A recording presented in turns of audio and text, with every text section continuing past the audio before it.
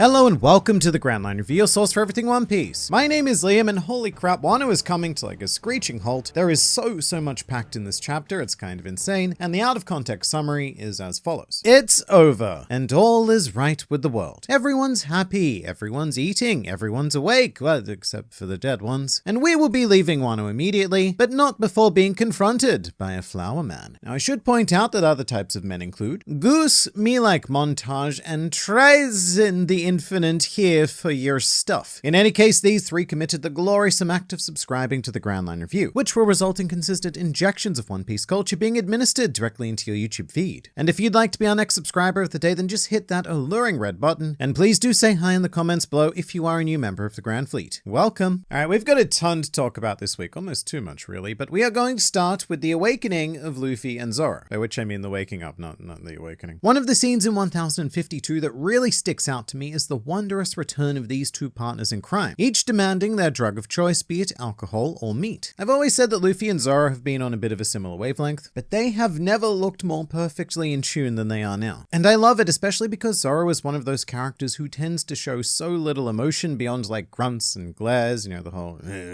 So here it's really great to see Zoro being able to embrace his inner Luffy. And the other thing that really stood out to me is Zoro's interaction with Sanji, because I think they had about as much of a bro moment as they're capable of. And I like their exchange because it's another one of those moments where Oda is being just very subtly, sneakily brilliant. Basically, Zoro claims, potentially in a joking manner, that he came back from the death thing in order to deliver death to Sanji. And I think that's a nice resolution to their whole thread during Onigashima. And obviously, we probably shouldn't read too much into that because it's probably just a bit of banter. But even so, it's kind of fun to know that Sanji may have given Zoro a reason to live, even if that reason was to kill him. No news on the Reaper situation, of course, and at this point, I can imagine this being one of the many mysteries that Oda just decides to plonk in his back pocket to reveal at a later date, or in an SBS. It's kind of crazy just how many big questions get solved outside of the actual series itself. Also, the stupidly cute contrast of Yamato on top of Luffy and Chopper on top of Zoro's head is just, I love it. The whole big brother, little brother dynamic of Zoro and Chopper is always so cute and a treat to see. Let's do something more serious now, because this chapter actually delivered a hell of a lot of death. And I have to give full credit to Eiichiro Oda here. I often, in fact very often, complain about how death is handled in One Piece, and this is no exception. Because I think this actually proves my point about death more than anything. Because sure, Oda ended up actually killing both Izo and Ashura Doji, but as a reader, I don't treat their deaths as any kind of emotional loss. This might just be a me thing, but I'm not like, oh, that's sad. I'm more like, huh, that's a novelty. One Piece characters have been, for the most part, immersion-breakingly immune from death for so long that when I see a scene like Ashura Doji being exploded, I don't feel anything, absolutely nothing. Because in the back of my mind, I know that there is a 99.9% chance that he'll be fine. This is, of course, the 0.1% where that thought was wrong, and I feel like it kind of robbed me of getting to feel Ashura Doji's sacrifice. I'm far more interested in this event as a novelty than I am actually feeling for the character in his sacrifice, and that's just because of the long-standing problem of death in One Piece. It's the same with Izo as well, although something about Izo that does hit me quite retrospectively hard is his conversation with Kinemon in chapter 986. Kinemon states, "So this is where you've chosen to make your last stand." And then Izo replies with, "I've missed too many chances for a glorious and meaningful death." And look, full props to Izo, because just like the skilled marksman he is, he did not miss this one. Their deaths do make a fair bit of sense thematically though. Izo and Ashura Doji were the ones who either abandoned Wano or gave up hope, so I think it's quite sorrowful, yet I guess kind of appropriate, that they're the ones who paid the biggest price in order to set things right. And in retrospect, Wano is probably the bloodiest arc in all of One Piece. And what have we got? Izo, Ashura, Kanjuro, Orochi, probably. 2 CP0 agents too, and potentially even Big Mom and Kaido. And we're not even done yet, because 1052 threw us another big curveball by the name of Basil Hawkins. As it turns out, Hawkins was the 1% man, in a twist that absolutely nobody could have seen coming. So I'm going to move on to a more fun idea, which is that Hawkins might be reading himself. What a twist. To be fair, what I predicted happening was Hawkins switching sides after seeing that his chances were 1%. But as it turns out, he took what I am going to describe as the Bellamy solution, where he realizes that he's entirely wrong and almost certainly going to do the death, but proceeds anyway because of various honors and choosing paths and fates and stuff like that. Basically just indulging in the life equivalent of a sunk cost fallacy. I mean, in Bellamy's case specifically, it was like, I've spent so much time worshipping a flamingo that I couldn't possibly stop now. Hawkins is a bit of an interesting case though, because he did this whole thing backwards. He should have fought when he gave up, and he should have given up when he fought. Although I suppose this does somewhat redeem him, maybe. Hawkins, in his own way, was fighting against fate because he didn't want to compromise himself any further to numbers on cards, and also he didn't want Killer to wag his finger at him and go, yeah, you shouldn't have betrayed me, straw man. So in a way, it kind of redeems him.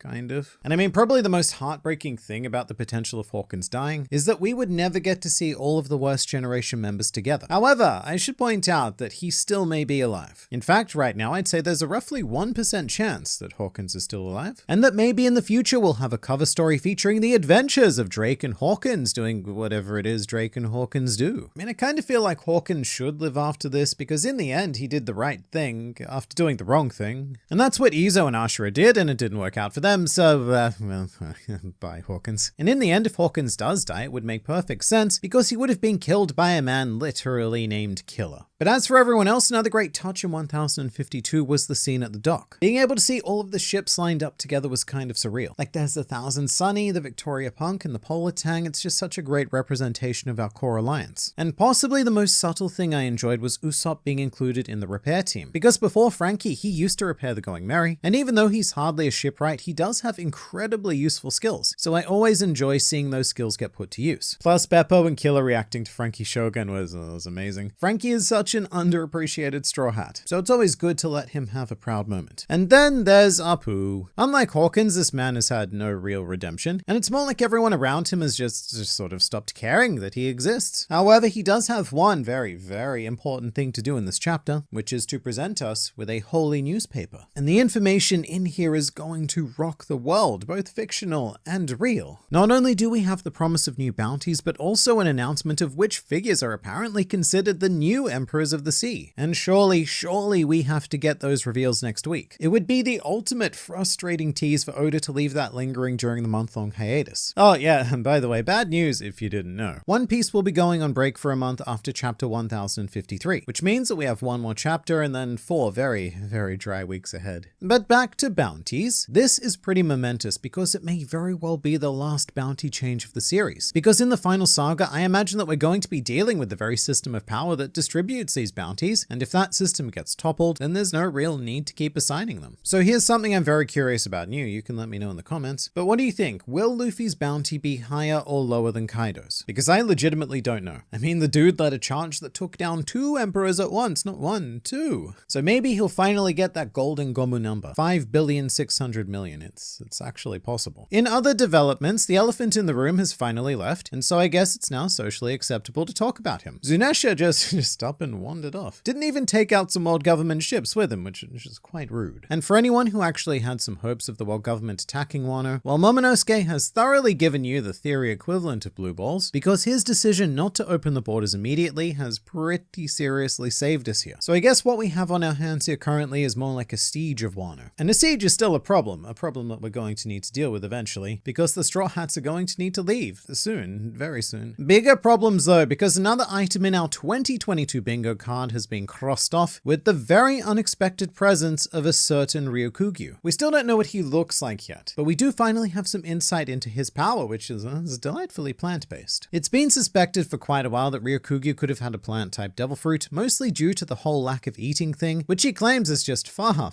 too much trouble, and allegedly he has not eaten in a whole 3 years. But if he was a plant, then he could photosynthesize and stay alive that way. The big question is, what are you doing here, Mr. Plant Man? And I suppose we have 2 options. Either he's here to start some shit, or he's here to just chat and chill. And I'd like to say it's the second. There is little to no time remaining in Wano for more conflict to begin, which is an assumption I'm making based on the announcement that chapter 1054 will be the start of the final One Piece saga, which is crazy in and of itself because I feel like we have so many things left to resolve, and I don't know how it all happens in a single chapter, even without introducing these new elements like Ryokugyu. The one thing that I desperately hope he's not there to do is to capture Robin. In this chapter, the elder dude guys once again put an emphasis on recovering her, but we've done that story before. However, I suppose there's a chance for this to act as a nice contrast. The idea that the first time the Straw Hats met an admiral was Aokiji and they were just completely powerless against him, but now maybe they've reached the point where they could actually deny the power of an admiral. Could be cool, I guess. Alright, let's talk about about bath scenes now, and I notoriously hate bath scenes. I legitimately think they are a plague on shonen media. And not necessarily because of the sexualization or anything, but more so because I just find them to be a waste of time. Especially in a series like One Piece where we have so much to do and seemingly so little time left to do it. However, there was some substance to doing it in chapter 1052 because it gave Yamato and Kiku a chance to be their chosen selves really, which is a great indicator of the freedom that all of Wano now gets to enjoy. And you know, gigantic comic breasts aside, I really enjoyed seeing Yamato just having fun with the crew, and in essence acting almost exactly like Luffy. Yamato has really great chemistry with the crew, but we are still waiting on that answer on the whole joining question. One thing I'm gonna go ahead and say I definitely don't think I needed was to see Tama grabbing Nami's chest and going, wow, I hope I have massive melons one day. That is of course paraphrasing, but like the intent is correct. I mean, the whole thing with Tama's dream of becoming a bewitching kunoichi because Ace told her to has always been a bit weird to me. Oh, and speaking of, the thing I liked least by far about this chapter also involves Nami's breasts, and it's when Momo grabs them. I mean, I get it. We needed something to show us that Momo still had the mentality of an 8-year-old. And before all of the serious stuff started happening, Momo only really had 2 character traits. One is that he cries a lot, and 2 is that he gets away with touching a lot of titties. So if we're going to show that he still has that child mentality, we essentially need to do one of those 2 things, because that's all Momonosuke has. Still, I think it undid a lot of the good work from the last chapter. I left 1051 feeling that Momo had matured, evolved, and was ready to lead an entire country. I was so proud of him and how much he'd grown.